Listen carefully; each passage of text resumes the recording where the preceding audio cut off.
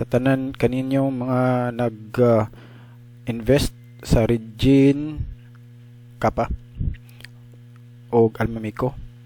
o guban pa Everarm.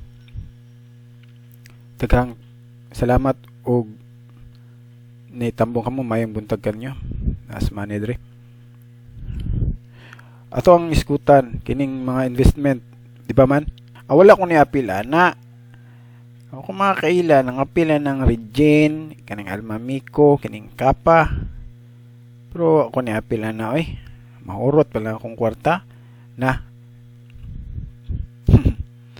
Ikaw kit apil ka ning Regine, Kappa, Almamico. Ha? Apil po kag invest ni times 4, ha?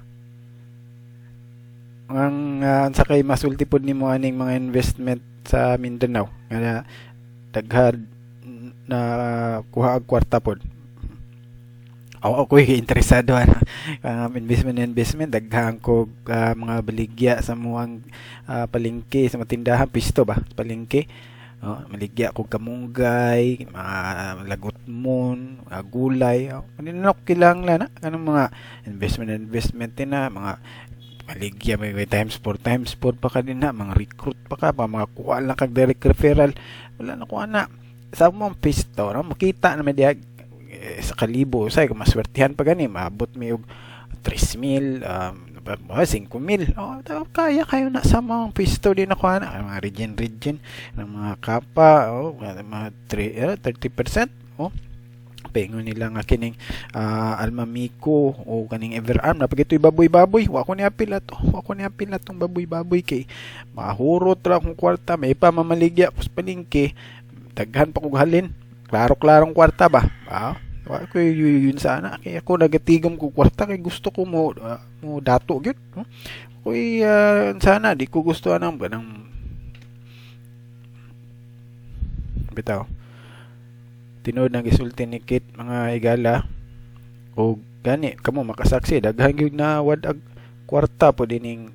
Kappa o Regine di ba man mo na itong isgutan karon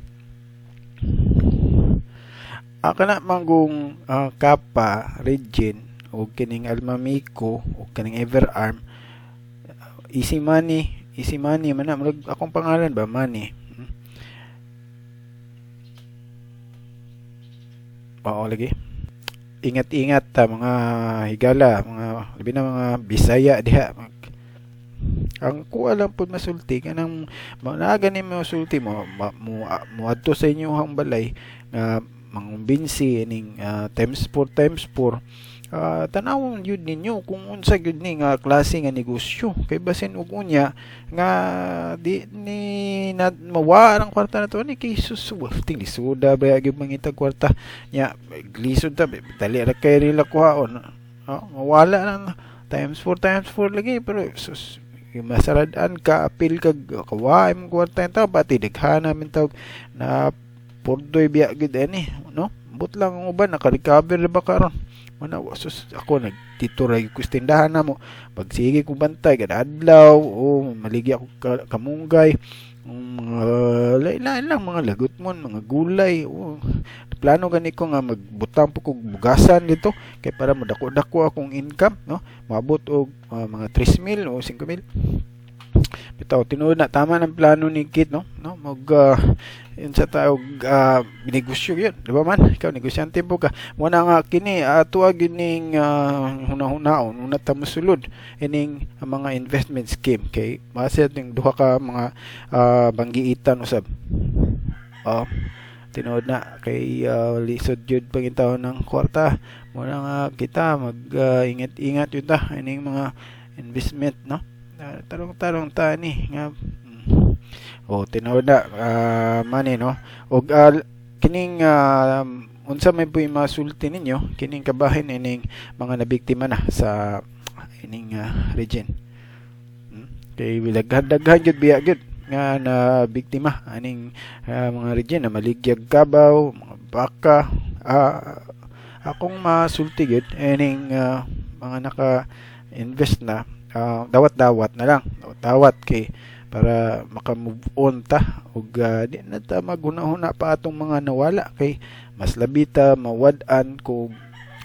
ato pa tong hunahunaon na kay lisod kayo magsige una anang nangawa na kwarta no ayon na una pwede ta madaot sa tuang